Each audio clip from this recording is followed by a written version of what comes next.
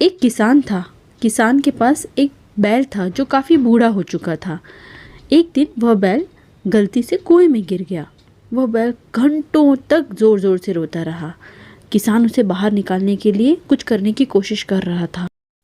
उसने बहुत कोशिश की। इतने में कुछ लोग आए और उन्होंने बोला कि ये तुम्हारा बैल जो है वो बूढ़ा हो गया है और कुआं पहले से ही सूखा है और इस कुएं को वैसे भी ढकने की ज़रूरत है।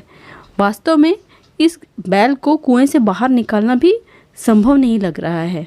उन लोगों ने कुछ और लोगों को बुलाया और सबने एक एक फावड़ा उठाया और कुएं में मिट्टी को फेंकना शुरू कर दिया। बैल को एहसास हुआ कि क्या हो रहा है और वो बहुत ज़ोर से चिल्लाया। जैसे जैसे उसके ऊपर मिट्टी डाली जा रही थी वो और ज़ोर से चिल्लाने लगा।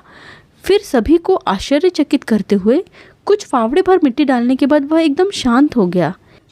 किसान ने आखिरकार कुएं में देखा और उसने जो देखा उससे वह आश्चर्यचकित रह गया।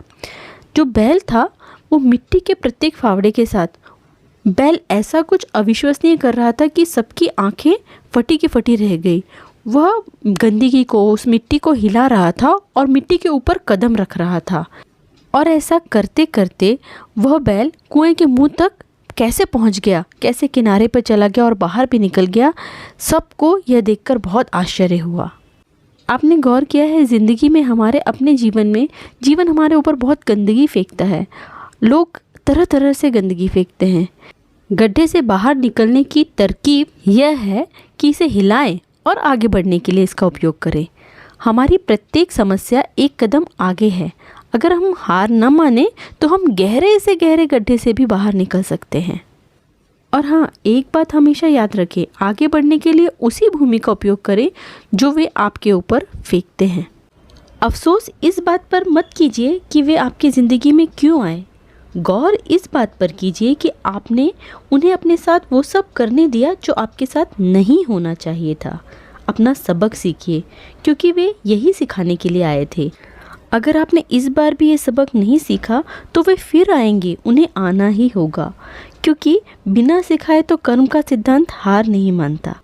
अब ये आप पर निर्भर करता है कि आप सीखने में कुछ महीने लेते हैं, वर्ष लेते हैं या जन्म। किसी ने क्या खूब कहा है, बदल जाओ वक्त के साथ या फिर वक्त बदलना सीखो। मजबूरियों को मत कोसो, हर हाल में चलना सीखो।